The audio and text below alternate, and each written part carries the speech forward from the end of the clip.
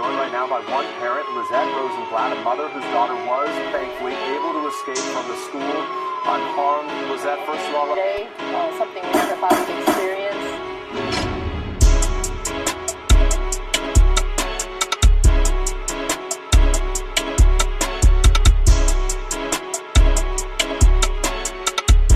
Yo, what up? It's your man Splash Jordan. I think this is episode 35, if I'm not mistaken. I think it's 35. It's going to be 35 for right now. Sitting across from me, Rick Mills, the producer. What's up with you, bro?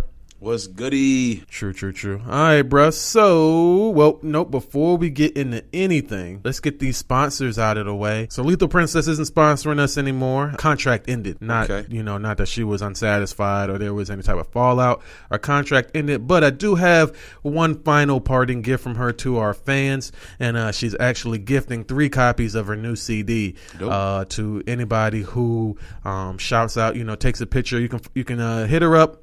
No, not take 2. She's giving out 3 copies of her new CD to our listeners. And if you want to win, all you have to do is play her music either on SoundCloud, soundcloud.com/lethal_princess. She's also on Spotify. She's on Apple Music. She's on like 155 different fucking platforms. Whatever you listen to music on, take a snapshot. Post it to your Instagram, post it to your Facebook, to your Twitter, whatever. Now, she doesn't have those platforms, so you have to tag one of us. So you have to either tag House of Splash or at Lit DVD on the gram. That's the easiest way to do it. Let's just keep it like that, man. Take a Snapchat of you listening to Lethal Princess, post it to the gram, and you can at either myself at House of Splash or the homie Rick Mills at Lit DVD for your chance to win. If you're interested in house, which she doesn't do, but if you're interested in EDM, trap, dubstep, and whatever else, definitely check it out, man. It's a dope project. I've heard a couple of songs myself. Me too. So definitely jump on that if you are interested. What's going on at Cash Out? Man, we just had another successful tournament this evening. Very successful. We had someone pretty special cash out today, man. But in any event, you guys need to get down for these tournaments, man. We got a $150 winner in the building today. We did a drawing where we spun the wheel. We selected someone that was in there, and they won a cash prize. And it's all live. You can go to Cash Out Facebook page and check the action out, or just pop up. Definitely pop up. 5540 Atlantic Springs Road. That's Raleigh, North Carolina, 27616.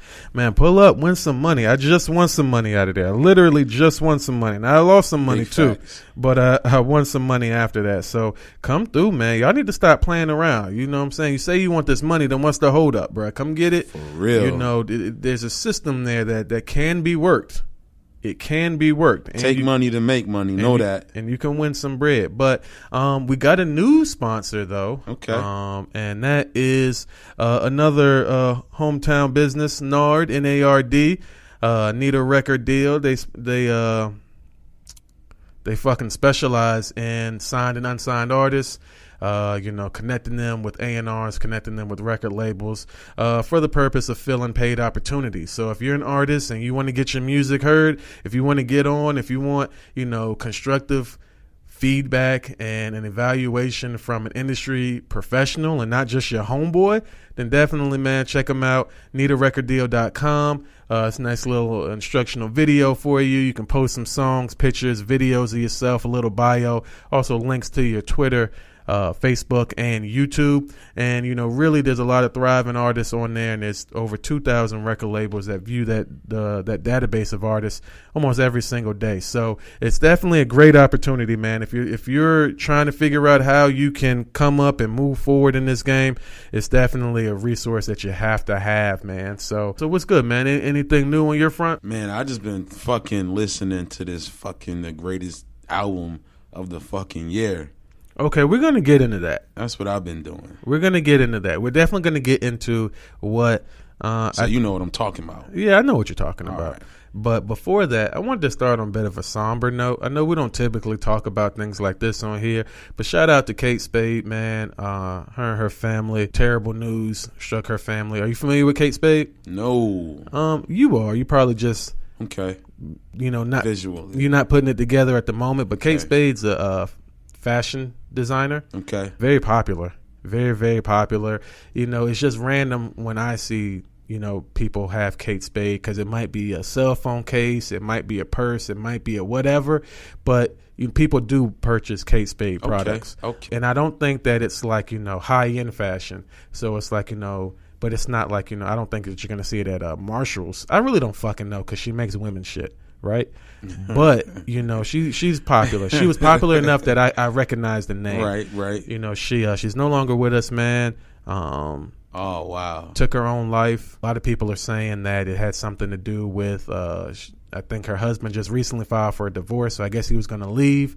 I don't know, if money was an issue or whatever the case may be, but it's always sad to see, somebody taking their own life. Absolutely. So I hope, definitely, I'm not going to say my prayers, but my thoughts and well wishes are with their family, and I hope that they pull through, and I hope that, because I think that there's 2 kids involved. Oh, that's sad. Right. So, they're going to have questions about what's going on with Mom Dukes. Condolences. And, condolences for sure, man. So rest in peace, Kate Spade. And, hopefully, in the next life, you'll find the answers you were looking for. So that's easy. Off of that situation, let's talk about a couple of things that caught my eye. I think they caught everybody's eye. All right. So first, let's talk about Kanye. Let's talk about Kanye West. He put out his new album, simply titled Ye. There was a listening party in Wyoming. Mm-hmm. Apparently, the ranchers were unprepared for who they were dealing with, and they didn't like it. It left a sour taste in their mouth. They didn't like all the loud noise. They didn't like all the strangers. They didn't like all the black people. And apparently, they don't want rappers back at that particular ranch.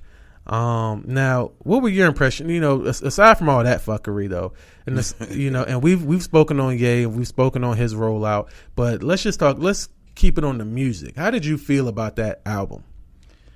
Man, I was so impressed. I was so taken aback, because honestly, I was, I heard the Ye versus the People, and it was, with T.I., and I just thought that Ye was about to give us the furthest left field album to date. It's just what I was expecting, but so basically you heard the Ye versus the People and you had low expectations. I did. I heard the and Poopity Scoop.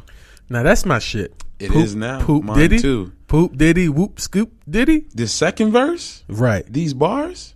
That Poop Diddy Whoop Scoop Nilly Hoop Hilly. That's the shit right there. I was liking that because first of all, I knew off gate, like, come on, bro. Like, he's obviously making a statement. Like, I can get on this track and say anything and niggas will like it. And it's not just him. You know what I'm saying? Because shit, like, what the fuck do the Migos be saying? Like, you know what I'm saying? The one nigga, like, I mean, damn. I was just like, with everything that was going on with Ye, it was just crazy. And then that song, like, literally he wasn't saying anything. Nothing. I just didn't know. And then with the Ye versus the People, like I said, that track was like, yeah. I just didn't know where he was about to do with it. He, a lot of times he does things and he says things. And what I don't like is that a lot of these entertainers are falling back on this mental illness bullshit and this bipolar and this whatever. Like, I feel like that's a cop out. You have to say that so that way you don't really look as crazy as you come across. You look like, I just feel like, a lot of things that he was saying, like when he started the album, he was like, I think really bad things. I'm like, bruh, everybody thinks really bad things, bruh. Everybody started by killing himself. Even not like you sitting around like, oh, my life's fucked up, I should kill myself. But you've been on like a very tall ledge before and was just like, yo, what if I just jump right now? Well, what if? You'll fucking die. Big facts. You know what I'm saying? You've been in situations where you've thought about killing yourself for very small reasons, or sometimes maybe something did happen in your life. And you're like, you know what? Once. At least once. Everybody has. So I feel like, I feel like mental illness was kind of kept in the dark for so long that now all these things are coming out. And it's like, we want to talk about mental illness, but we're just giving too much attention to like small things. Like, a lot of things are common, and I feel like We Right. can't talk about things that are common. So when we do talk about them, they seem so extra. They seem so, foreign. Yet everybody's thought about killing themselves. Right. Everybody's had a bad day. Everybody's had a bad week. Everybody's got dumped. Everybody's fucking gotten robbed, lost their job, whatever, man. So, now, because I'm moving away from the music. So what kind of standout tracks were on there for you? What's your favorite song? I love fucking Wouldn't Leave. I don't know what it is about that song, man. But I love that fucking record, man. I love them all, man. Yikes. It's fucking Yikes is my shit. I'm a huge Kanye fan. I would say that I enjoy every album, some more than others, but I enjoy every album that he's done, right? This album was no different. I enjoyed it. I listened to it a lot. I like the format where it's only 7 songs because there's a lot of filler. However, it makes me think about what songs didn't make the album. Because if you're cutting it down to 7, it's like, how many do you have left? But those songs probably will pop up at, sooner or later. Good Fridays or some shit. So out of the 7 songs, I love 2, Yikes and Ghost Town. And then 3, I enjoy. The intro, Violent Crimes, Wouldn't Leave. There's 2 on there that I'm like, I could take it or leave. It just depends on how I feel. So out of 7 songs, I enjoy or love 5 of them, which I thought was pretty good. How many times, and I like how it's short and you can listen to the whole album. Absolutely. And if you got to run to the store real quick for some Rellos, if you got to go to the gas station, if you got to make a quick trip, you can listen to the whole album, which I think was done intentionally because, how many times do we listen to whole albums? But with this, it's like it's such a quick play. It's like whatever. And, so I enjoyed it. I enjoyed it. Now, is it album of the year? Maybe. But there's still a lot of albums left to come out. Still a lot of year left. There's still a lot of year left. I don't know. Even though I fucking love Kanye and I agree with all the things that he said, I don't know if I'm ready to give him album of the year. I don't know if I'm ready to give it to Pusha T either. We're going to talk about Push in a minute briefly. But when I think about what the other options are, the only thing else would be Cole. Definitely Cole. And I mean, I think we spoke about Cole on this podcast, but the production on that album definitely holds it back from being album of the year. It's so non-existent. There's no way in fucking hell. And I love Cole. I personally think Cole is like the best lyrical rapper right now, in my opinion. But I'm not going to give him a pass just because I love everything that you do and I love where you come from and all this other things. So but while we're talking about Push, man, so I guess the beef is over. I guess it's safe to say I heard Puff talking about when Tupac dropped Hit 'Em Up and he told Big we not responding to this, and pretty much saying that's what's happening with this Drake situation. Is too, so I guess it's over with. My thing though is that Puff told Big that we're not responding to this because he feared exactly what happened. Facts. That's what he feared. And Big's that type of person, and Pac was that type of person. So when you have those types of 2 individuals, of course, they're heated. They want to handle things with violence. And that's what they wanted to do. How familiar are you with Jay Prince Sr. or Jr., really? How familiar are you with the Not too familiar, just, from hearing their names pop up. Right. So and recently. Okay. Are you aware though that Jay Prince Jr. I'm pretty sure he's a junior. Jay Prince Jr. was the one who with Tekashi. Yeah. He had a minor altercation with Tekashi about some shit. And see, what happened there is that before I really enlighten you on what happened there. So Jay Prince Jr. found Drake on MySpace. Found him before. Interesting. Anyone. Interesting. Right. So before the money, before all of this stuff, Jay Prince Jr. found Drake on MySpace. Okay. Now Jay Prince Sr., who I'm fuzzy on this, but he has, strong ties in Houston, especially with I think Rap A Lot or whatever UGK. I think that he was more so basically, if I had to guess and put it in terms that people could understand, my assumption is that Jay Prince Sr. sold a lot of drugs and was very well connected and probably funded a lot of Houston artists. I can tell he's an important figure. Well, he acts as such. However, those things aren't important to me.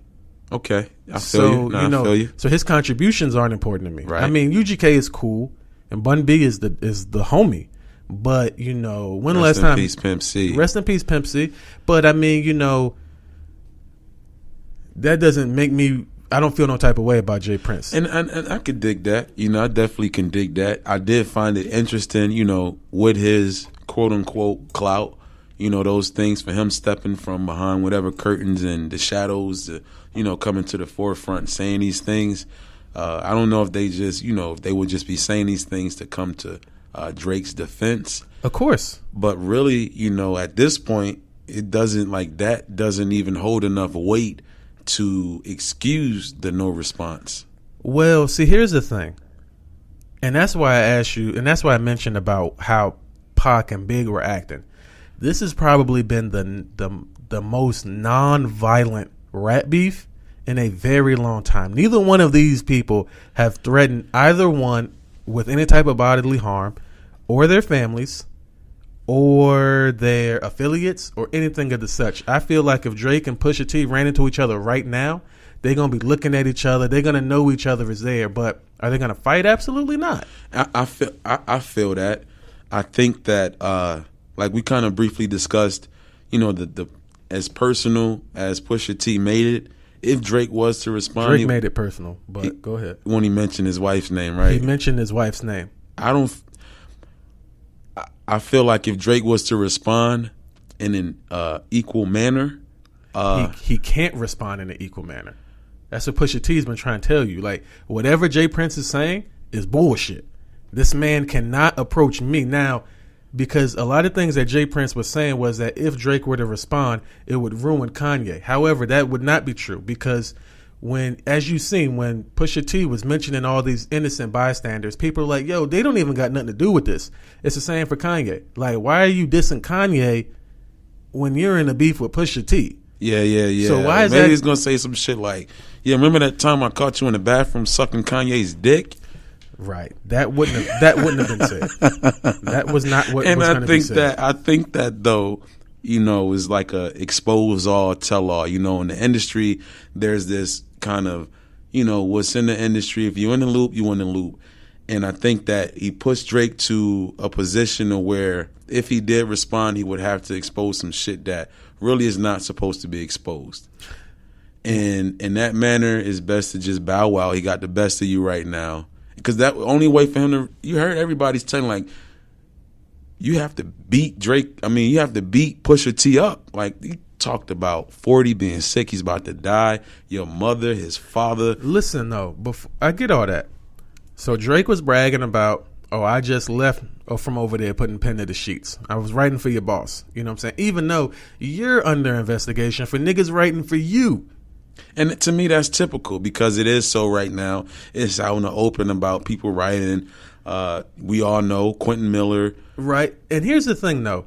Niggas been writing for niggas. Absolutely. Like.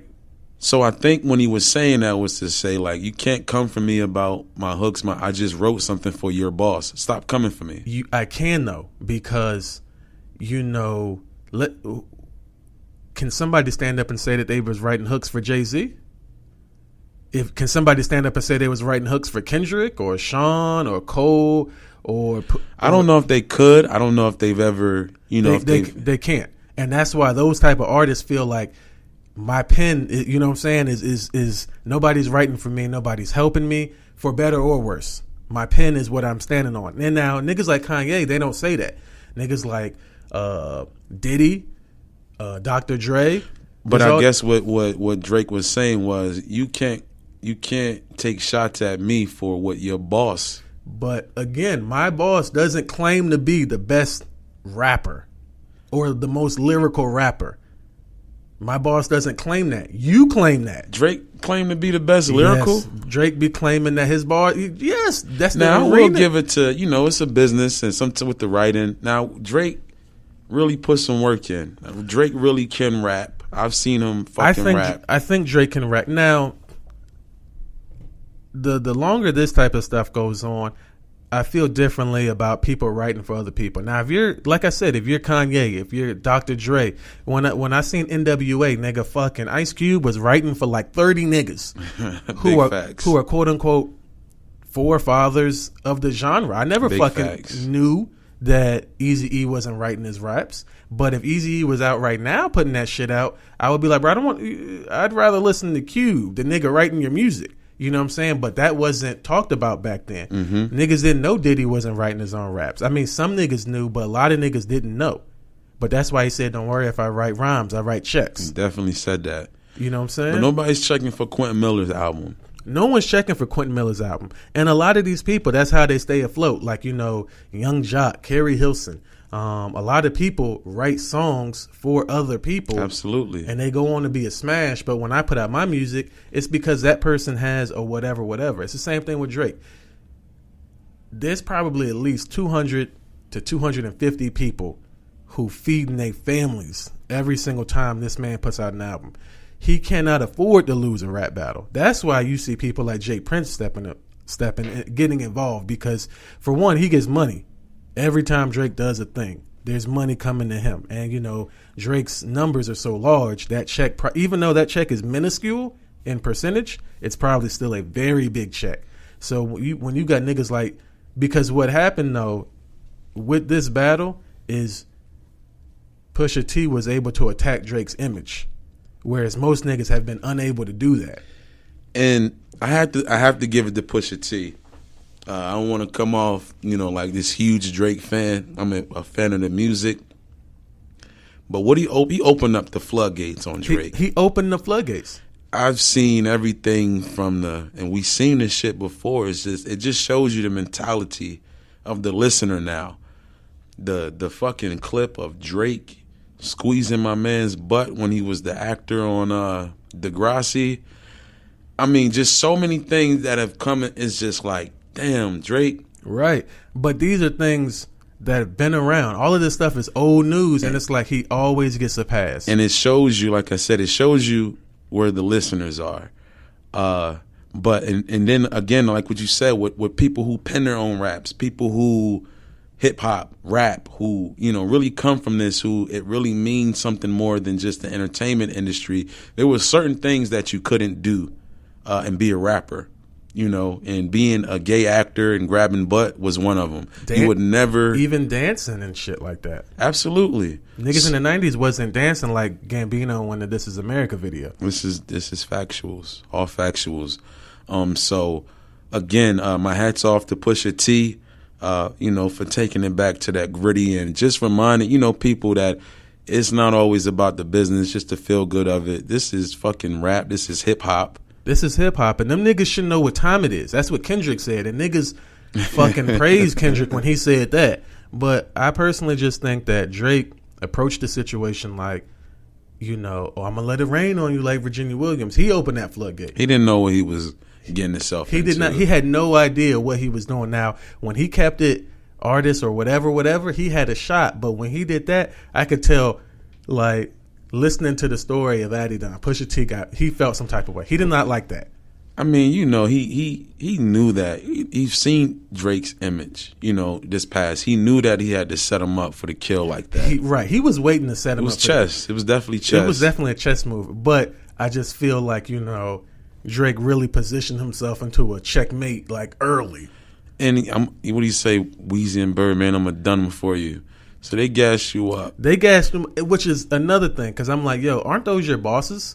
Your bosses gassed you up. Yet another nigga comes from out of the shadows like, no, this is done. I'm like, bruh, what?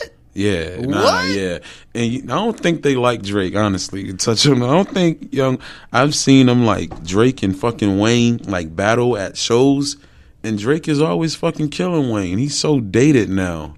Well, I'm glad you brought that up. Because we're gonna leave Drake, Pusha T, and Old Man Father Time in the dust, because there's this isn't breaking news anymore by the time people hear this, but Lil Wayne has reached an agreement with Cash Money. I know you saw that. Yeah. Right. So, the Carter has been freed, as in the entire Carter. Like, you know what I'm saying? This nigga, Lil Wayne, Dwayne Carter, is free to do whatever he wants to do.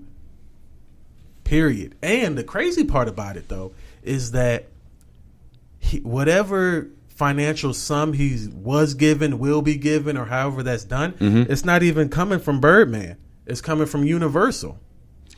Them motherfuckers is smart.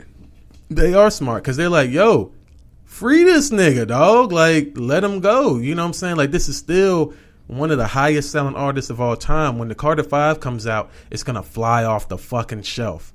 Like, I mean, it's going to break every single streaming record there is because we've been waiting on this shit forever. That's crazy. Forever. I don't even feel like Wayne is the same caliber of an artist. He's not. Nowhere near. But just the hype. Right, the hype. But that's been built around it.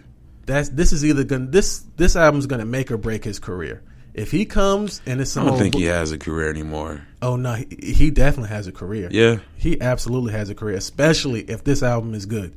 If it's good, I hope it is. I hope so too. I hope it's like, what was it, Carter 2? That vibe when Carter 2? I don't think he can do that.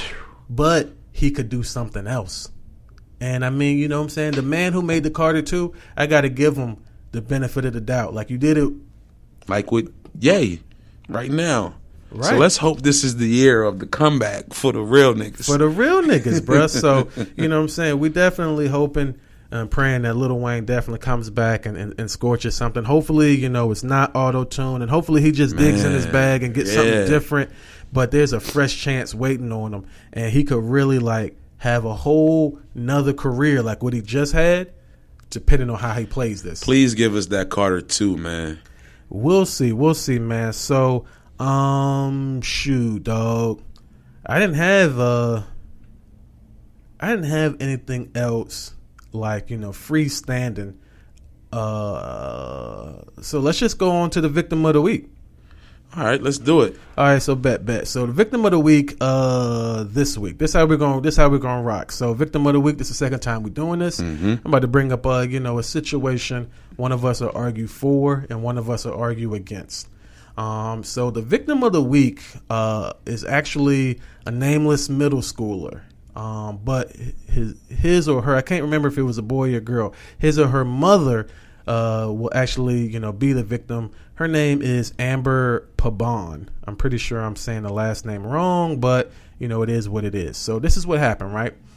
Amber actually lives in Raleigh, North Carolina, and has a student that goes to a magnet school. And it's not far from where we are right now. So it's kind of inner city, but I imagine that there's probably, it's a magnet school. So I imagine that a lot of the student body is white. But there's there's inclusion or whatever. So, but Amber's black and her student is black. Okay. All right. So Amber's upset, right? Because I think it was her son, but I could be wrong, but we'll just call him, a he for now. So he comes home. Apparently the PTA is very involved with the school. Okay. And so they give the students assignments. Obviously they're not, for any type of credit or anything like that, but they're kind of to open your mind. Well, they're assignments. We'll leave them at that, okay? All right. They're assignments. One such assignment that the young child brought home was a paper on white privilege. And the paper basically... The assignment basically presented some facts. Like, this is white privilege, and this is ways, examples, and, in the media, and ways that, you can identify it. So, the paper was basically to, read this information and then just kind of, regurgitate it and give, your personal opinion. So, now, mind you now, like I said, the student body is probably largely white. This PTA is also largely white. Absolutely. So they sent the student home with the assignment, and the mom was upset. She felt like the PTA overstepped their bounds, and that the PTA should not be educating students on matters like this. First of all, he's only 8, and second of all, because your experience with white privilege might be different than my experience with white privilege. So I'm going to defer to you. Do you agree or disagree? So first let's both state our stance, and then I'll give you some time to kind of flesh out your opinion. I think that was a bit much for an 8-year-old. Okay, so you agree with the mom? Yeah, I do. Yeah, I think that was a bit much for an 8-year-old, especially some shit that's not in the curriculum. All right. Now, before you go off, of course, I'm gonna take the opposite side. Mm-hmm. So you're arguing for Miss Amber, and I'm arguing against her. So I can't wait till I add the gavel sound and some other stuff. So because I'll be going ham on it right now, but we're gonna go ahead and bring her before the verdict, and we'll have a discussion. So, all right, go ahead and start with your piece. I know you were saying you thought it was a bit much. Yeah, I just think that's a bit much in a very sensitive time right now, with all of this, racial shit going on with number 45 and all of that. And for 8-year-olds, I think that they, need to be focused on other things other than being educated on white privilege, especially with that shit not being in the curriculum. Like, get that shit all the way the fuck out of here. Okay. That's how you feeling? That's how I'm feeling right now. Get that shit all the way the fuck up out of here, yo. Did you have more to say on it, or that's just, Not really. Like, I don't really, like, if I had seen a paper and exactly what was on there, maybe, but educating them on white privilege for what? Like, we know what the fuck it is. Like, what was get that shit the fuck out of here. Okay. Which is how the mom felt. Mm-hmm. She felt offended that, the teachers, and no, it's not in the curriculum. You can opt out. You don't have to participate. This is just extra. So if you're done, I'm going to go ahead and deliver mine. Okay, yeah. Let's hear it. All right. So I'm glad that you took the position you did, mm-hmm. because in real life, I feel how I'm about to say. And that's that, again, I feel like this was a missed opportunity. Mm-hmm. I feel like we understand, first of all, black people don't understand racism or how to use it. Mm-hmm. First of all, racism is actually, I consider it to be a good thing. If you break down the word, and I'm not gonna linger on this super long, but ism is basically like mm-hmm. Beliefs, mm-hmm. a system of beliefs. Mm-hmm. Which is why a lot of religions end in ism, because this is a system of beliefs. All right, now if you were attaching it to the word race, this is a system of beliefs based off of your race. You see what I'm saying? Okay, I definitely see what you're saying. Right. So let that sink in for a bit. Mm-hmm. So that's what Absolutely. racism is. It's like, we don't every other race, and you always hear black people say this, but every other race sticks together. If a Mexican man goes to a foreign land and he sees another Mexican, them two people are fucking, brothers. They're brothers, you know what I'm saying? Amigo. Right. Que pasa, amigo? Que pasa, amigo? And da-da-da-da-da. And you know what I'm saying? They're hanging out. They're doing this. They're doing that because there's nobody else around. You know what I'm saying? White man, the same thing. Asian man, the same thing. Now, black man, a lot of times when they go into new territory, a black man is usually the dangerous guy. That's the guy you keep your eye on. Even if you're another black man, nah, fuck that. You man. keep him at arm's length. Nah, that's facts. That's facts. Man, that's deep, man. I don't know. I love niggas, man. You love niggas, yes, but let's picture this. I feel you. I feel you. Right. Okay. I feel you. Okay, so what I'm saying to say all this, because I don't want to spend too much time though, is that you've got a white association who not only recognizes white privilege, but is also educating a young demographic what this is, because you need to know. You really need to know. I mean, yes, you're probably not experiencing this. You don't think you're experiencing this with your friends, but you are. And these are the type of repercussions that they can have. I don't think that there's too young an age to educate black people on how you should really be maneuvering. Like, I don't know if you saw, I just saw today when I was coming up with, Victim of the Week, there was a 10-year-old boy. I forget where he was, but he was arrested because he fit the description. Nigga was so fucking scared he pissed on himself. You know what I'm saying? Never in his mind, he might know about black men, adults who have been, victims of police brutality. He might know about Black Lives Matter and those things, but in his mind, he's 10 years old. He's thinking, that shit doesn't fucking matter to me. I'm out here fucking playing, Batman, and I'm Black Panther, and da-da-da-da-da, So when the police rolled up on him and then like, hey, you come here, he's like, fuck no, I'm out of here. And he ran. And then, of course, them being adults and being in whatever shape they are, they walked him down, threw him in handcuffs.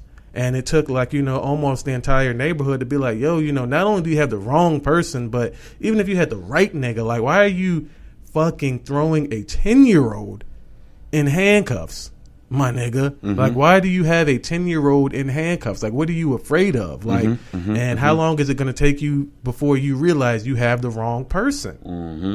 And why are you even looking for a 10-year-old? Like, why are you out here looking for a 10-year-old? So,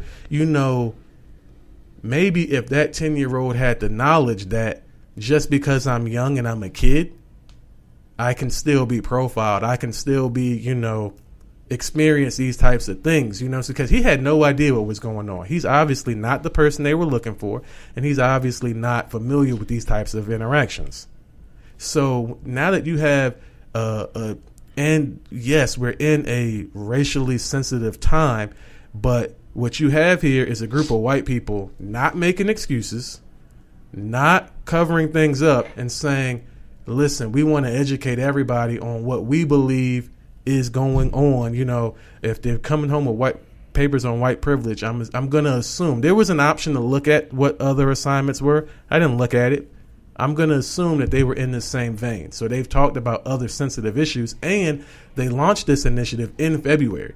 So it was obviously an attempt to kind of arm young black individuals, but with more than bullshit like you can be whatever you want to be and Dr. Martin Luther King had a dream. They telling kids real shit. I feel that, but even giving them the real shit and telling you, hey, this is, white privilege, educating them on that shit is not with the 10-year-old boy who got handcuffed. If he had went through that same course and had got educated on white privilege, that shit was not going to stop his black ass from being arrested by those police that day. It doesn't, but think how traumatized he is because that's his first experience with white privilege, and this is his first interaction, these types of things. Now, the 8-year-old here in Raleigh, he is being told, hey, look, the police think less of you because you're a black man. And then when that shit happens, it's just like, I don't know. I don't know, man. That's what I'm saying, man. Stay in y'all lane, man. White privilege has been what the fuck it's been. Like, I don't see that shit really, changing. You know what I'm saying? And furthermore, was that a public school? Like, no, it's a magnet school. It was a magnet school. You definitely said that. Is it? But still, man. I don't know. I don't think I would have been feeling that. Like, what was we know what the fuck going on. And on top of that, now all this information was available. There's like a little packet that goes home, and there's an email blast that you can opt out of. So this information was available before he came home with the paper. Okay. You see what I'm saying? Okay.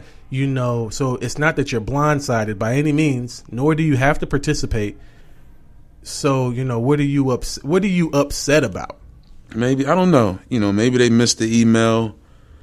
When being a part of the PTA, I don't think that's a bad idea. Maybe when February came around, they decided to. And that's why I'm saying, because instead boundaries, man, stay in your lane, man. So why not include? Because obviously, the mom has a student that goes here, so the student body is some part black. Did you get information about? Okay, well, who contributed to this information? Did you ask black people? Can I contribute to this? You know what I'm saying? That's what I'm saying. Like, it's too sensitive of a time where motherfuckers ain't got time to ask all those questions right now. That young man is 8 years old. I feel like unless that information was going to be able to equip him with something to, diffuse this shit or deflect this shit, then what was the real fucking purpose? For one, to identify it, you need to know that there's a such a thing as white privilege early. early. You need to know that. You need I think niggas feel that shit. Well, see, early. yes, but not early enough. Like, you know, kids think that they're still kids because when they go to school, they're not experiencing these things.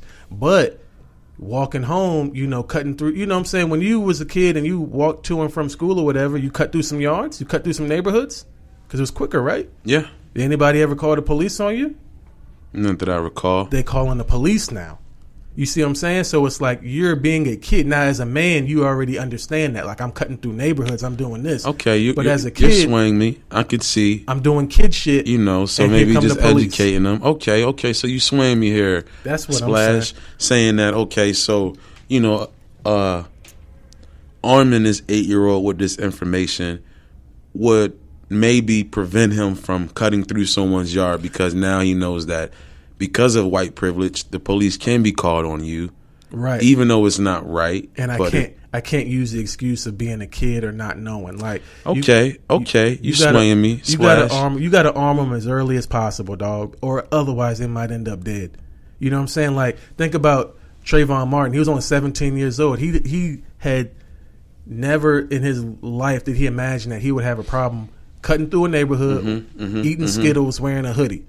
Well, maybe a suggestion, you know, with it just being such a touchy thing and maybe learning from this, you know, with doing something like this, maybe, I don't know, maybe talk with it is PTA, so it's parents and teachers. That's what I'm saying. I know you did say that they sent out an email, but let's just, you know, maybe, you know, communicate a little more together on both ends. But I definitely see your point. That's what I'm saying. That's my point. Communicate. If you don't like it, there's no reason to not expose him to this, but just communicate. Be like, hey, I didn't really like that. You know what I'm saying? They're going to be like, okay, well, he doesn't have to do it. Number one, he doesn't have to be involved in this in any way, but this is what the issue is. So, you know, that's my piece. Rick spoke his piece. If you agree, disagree, man, let us know in the comments. Let us know. Like, you know, what side you falling on the coin? Like, you know, do you think that the school was wrong? Do you think that Amber was right? You know, what's your take on the situation? Let us know on Instagram at House of Splash, or, you know, wherever, you know, at Lit DVD or wherever the fuck you fuck with us. Hashtag victim of the week. Hashtag victim of the week.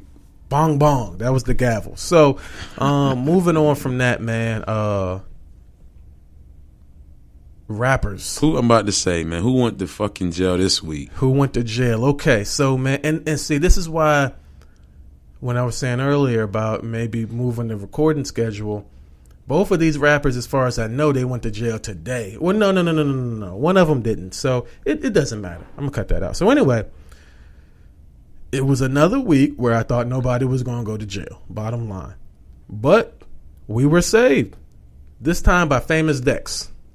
He had an outstanding warrant, and he was involved with some, he was associated with some individuals who were involved with some credit card fraud, which a lot of niggas up there be involved in credit card, to be scheming and scamming, and that's how they live the lifestyle they live. I really want to send a PSA to anybody who's listening. If you feel your life is some type of way based off of what you see on the internet, all of that shit is fake, dog. These niggas do not have this money. Say it one more time. These women be fucking for money. If you didn't know. Or she got a premium Snapchat, dog. She does not have a job. Now, and I'm not hating on her. I'm not. But I'm telling you that she's using what she has to get what she wants. And everybody is doing that. Big facts. Don't fucking compare your life to what you see on other people's Instagram, because you never know who's funding those trips. It could be some fucking, you know, African dude who's giving her money, or it could be some little old lady in Wichita who doesn't know that she's financing so-and-so's trip to Miami. So it's a lot of niggas who scamming, finessing, lying, cheating, and stealing, doing what they got to do. But, you know, it's a lot of people who I'm not saying Famous Dex is a scammer, or because I think that he's actually pretty successful. I don't listen to him, but I know a lot of people who do. Mm-hmm. And if he had a show here tonight, I would assume it's going to be packed out. Mm-hmm. But I'll bet you he's involved with some people who scam. And so, you know, they wanted to talk to him. They found out he had a warrant, so they took him to jail. I'm pretty sure he's out already. Whatever.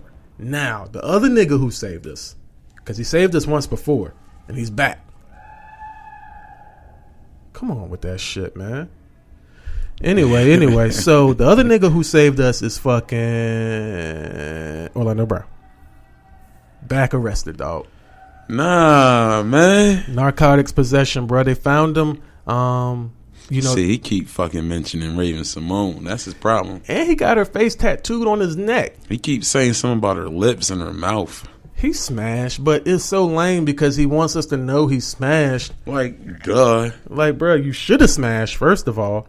That was your, you know what I'm saying? That was your prerogative to smash, but I'm really not interested in hearing about you. No, and absolutely. Her. It's very distasteful. Yeah, it's very distasteful. Very, you know what I'm saying? very. Although I will say, bro, when I was a child and That's So Raven was on, when it was like, I'm talking about new episodes, I had a very well thought out plan to meet Raven Simone and marry this person.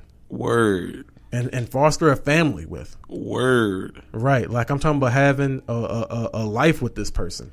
I had like the hugest fucking crush on Raven Simone. So, I mean, but even that being said, I don't want to hear about Orlando Brown and Raven Simone. It's just distasteful because you're reaching right now. You're reaching, dog. Like, let it go, man. Let it go. But, yeah, he got busted, man. He had some crystal meth on him and he had a pipe. He had just bought these drugs. So, it's fair to assume that your boy be doing crystal meth. See what I'm saying, man? Don't get lost in the sauce, because your ass might end up like Orlando Brown. Your ass might end up like Orlando Brown, you know. And speaking of which, I won't say her name, but a friend of mine, an associate of mine.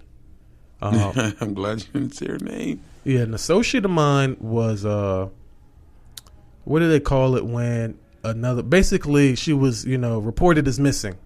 She stopped returning phone calls to her friends, her family, to the niggas that she was fucking. Every single person was looking for her. And, you know, she is a responsible individual. So, of course, everybody believed that something terrible had happened to her, and everybody was worried. I myself, even when I saw the news, you know, when this information was presented to me, I was concerned. Damn. But as it turns out, you know, she's basically fallen. She's lost in the sauce currently. You know, off of, you know, drugs and alcohol, basically. And she's chosen, you know, and I know her friends and I know the type of people that she associates with. So, you know, it was a shock to me to see her, you know, turn her back on them and, you know, willingly choose to, you know, slum it, you know, be with a drug dealer, you know, fucking him for the drugs, living with him for the drugs. And that's just not the type of person that she is. You know, very responsible individual, but I think also very sheltered. And then she moved from a small town to Charlotte. And, you know, she was exposed to things that she couldn't handle. It's not for everybody. Everybody can't handle these drugs. And that's what I'm saying, though, too, with this life. We hear all the artists and the glitz and the glam about, you know, just the life, the drugs and the rock star lifestyle and the clothes, the money, and just the fast life. And bro, like, it's not what it's cracked up to be. It's not. It will eat you up, spit you out, and leave your ass on the side of the fucking road. It get will. Ran over by a fucking Uber driver. Right, it will. It won't do me like that. Nah, absolutely. But it'll do a lot. It can. It can if you're not prepared, if you're not ready, and, you know, if you're just overindulging in whatever makes you feel good. Smoke your mirrors, man. Everything is about balance. Just understand, it's a game, man. It's all a game. It's a big game. It's actually a big game of chess. I personally think life is a game of chess. And, you know, if you came ready to play checkers like Drake did, Drake came ready to play checkers. And Pusha T came ready to play chess. And that's how that played out. And that's how every situation like that will always play out. Because when you play chess, you know, you have to think about things several steps in advance. When you're playing checkers, you're just having fun. You're not thinking about your next move. You're just doing whatever you're doing. Big facts. So, you know, please, people, you know what I'm saying? Not to be super serious, but y'all got to start thinking about what the fuck y'all be doing. Nah, man, because it's a real thing, man. I look around and, you know, we deal with a lot of artists, and it's just like a lot of weird shit going on, man. I'm at a lot of venues and stuff, and I heard this one artist. He's a local artist. He was telling this other local artist, I guess she's an up-and-coming local artist, but like, do you know who I am?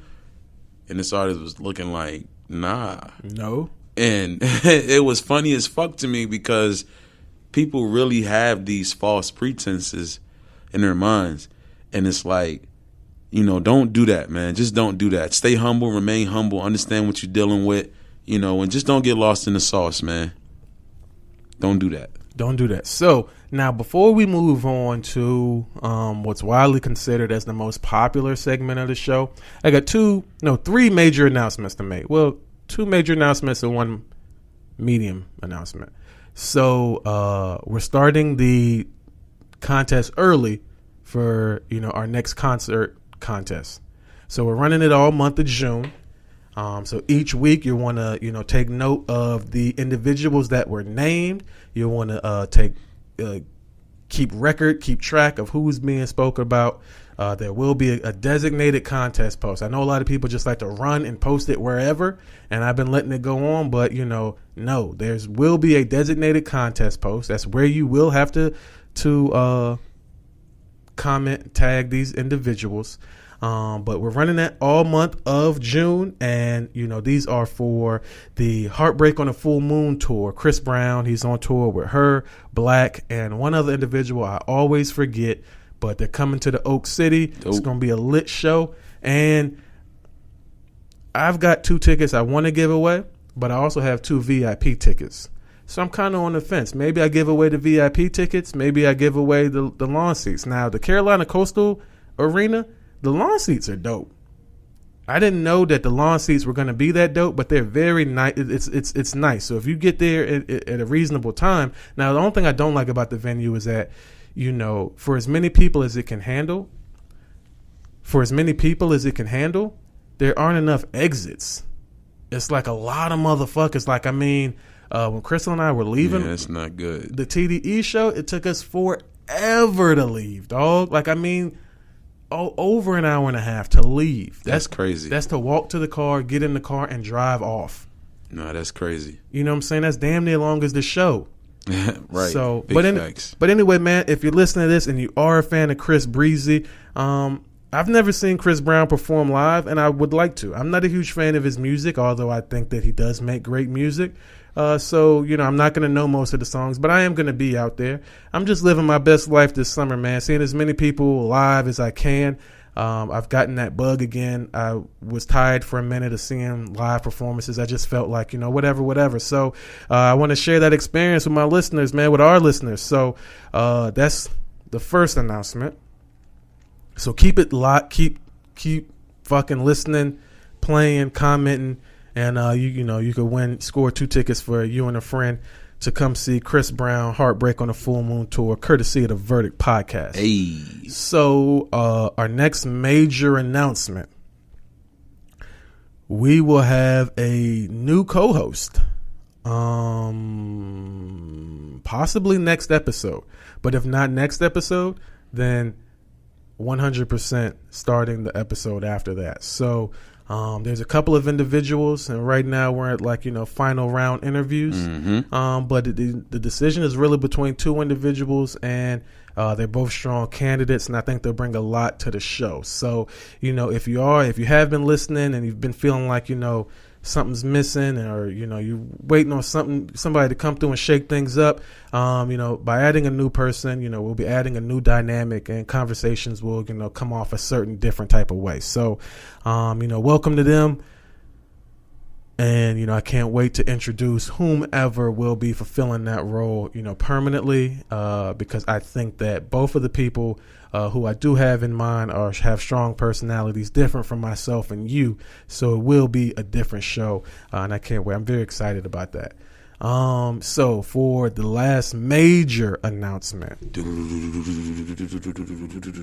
and this is really, you know, depending on where you live geographically, depends on how major this announcement is. But if you are living in the state of North Carolina, especially in like the Piedmont region, like, you know, Charlotte, Greensboro, Winston-Salem, Raleigh, Durham, Chapel Hill, Cary, Apex, that type of area, mm-hmm.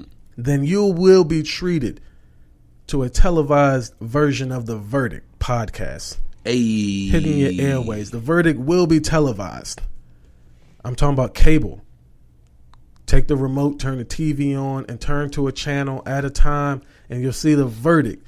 So that's why we're really been pushing for adding a new host and really just getting the structure involved and really just taking the show to new heights. Because we're gonna be on TV. So coming to a TV near you, the Verdict Podcast, man. So I can't wait till you guys see how we're interacting. Feel me?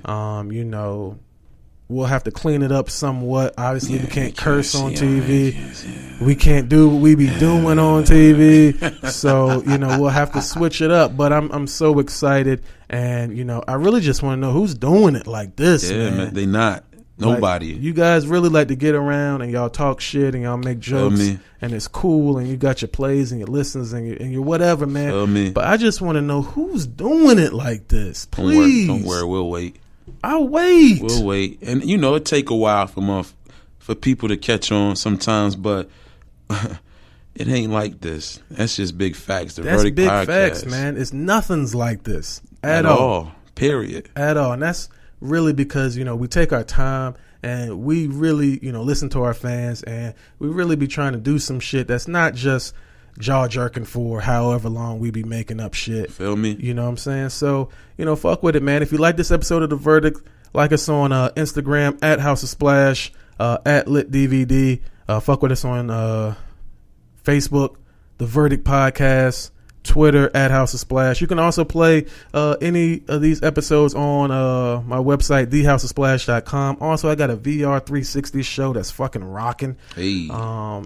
That's killing some shit right now. And Friends 360, that's on there as well. Also, I kind of, got roped into doing a new podcast. I wouldn't say roped, but I'm also guest hosting on I'm co-hosting on an additional podcast, Socially Acceptable. It's kind of new, so I don't have a lot of details for you right now, but it's between myself and another individual, and we're really just putting the fun back into this whole thing. So check it out, man. All our stories come straight from the internet, YouTube, Facebook, Twitter, blah blah blah, and we're giving you a late fourth quarter, review of bullshit that you've probably seen a million times on the internet before already. But, you haven't heard our takes. So check that out. But only after you listen to The Verdict. Because, over there we ain't giving away no money.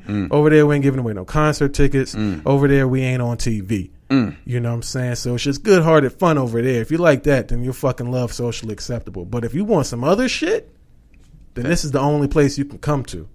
And I did that on purpose. So, before we end it, man, we're going to go ahead and finish up with a popular segment, Two Truths and a Con. Every week, I read 3 scenarios, 2 of which are true, 1 of which I made up, and it's up to Rick Mills, the producer, to figure out which one I made up. So, I'm going to go ahead and jump straight into it, dog. So, the first scenario I got was a loaded handgun. This happened in Raleigh, man. A loaded handgun was found outside a Raleigh middle school at the playground. Just there. Damn. It was just there. Like a student found it, turned it in immediately. The cops were called. The school was placed on lockdown. And, they were never able to identify the owner or where it came from.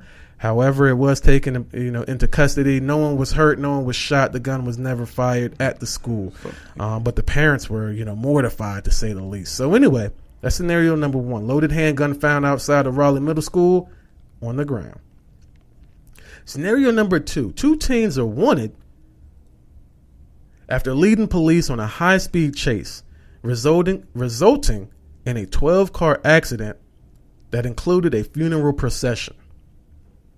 2 teens are wanted after leading police on a high-speed chase, resulting in a 12-car accident that included a funeral procession. And finally, we have 31-year-old. I didn't write his name. So 31-year-old dressed up as the Joker and went for a stroll. People who seen him called the police and reported a clown carrying a sword. And he was arrested, not for carrying a sword, though, but for wearing a mask, which hid his identity. Okay. So we got a loaded handgun, middle school. 2 teenagers. 2 teenagers. High-speed chase. And then we got the Joker arrested for wearing a mask. 2 truths and a con. 2 of these things happened. 1 did not. I don't know, man. All these things sound very realistic. Yeah, you ain't got your buddy this week to fucking, poke holes in my logic. And, she was studying me and was able to, report on how I was behaving.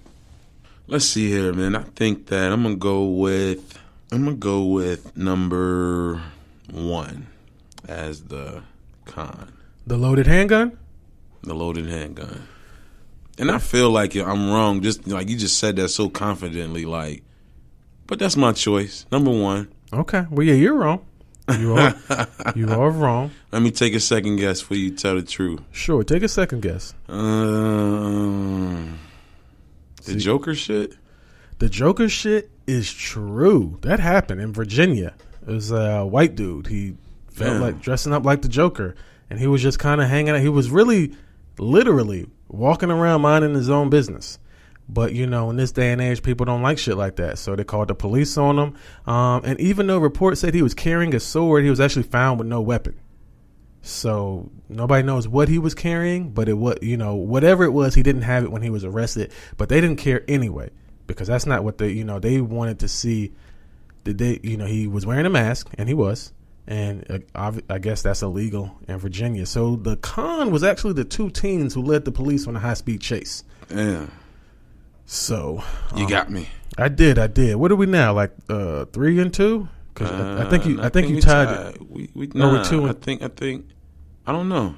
No, we were 2 and 1 last week. Okay. And then you tied it up last week. Okay, so you up 1. Right, I'm up. Okay, 3-2. 3-2, man. 3-2. So we got to, I'm not sure when, but man, somebody will have to have some, winner loser at a certain number, and then we'll start over. But I haven't Best gotten of 7 series. Right. I haven't gotten that far. We'll figure something out. All right. So you got me this week. All right, man. Good job, Splash. Preach, man. I'm trying to get you. That's really my main objective. So anyway, man, other than that, I did not have anything else, or I did, but I don't recall. So if you're fucking with us, man, no. So yeah, make sure you're fucking with Lethal Princess, SoundCloud.com, Lethal Princess, man. Make sure you're signing up with Nard if you're a fucking artist. NeedARecordDeal.com. Check out the website, man. Check out the reviews. See what people are saying. See what they can do for you. Also, come to Cash Out, dog. Do that. Stop playing around and come to Cash Out and win this money. We got the fish table tournaments every Thursday, Saturday. 8:30 to 9:30. I do like when you guys show up for that tournament. I like that, too. You see what we did there? I do like when you guys show up to Cash Out. Go to cashoutsweepstakes.com, 5540 Atlantic Springs Road. It's actually cashout2ts.com. 2 T's. Yeah, cashout2ts.com, and you'll see some dope pics. You'll see Rick Mills, the producer, up there, and you may even see myself up there. But other than that, we out of here. Peace.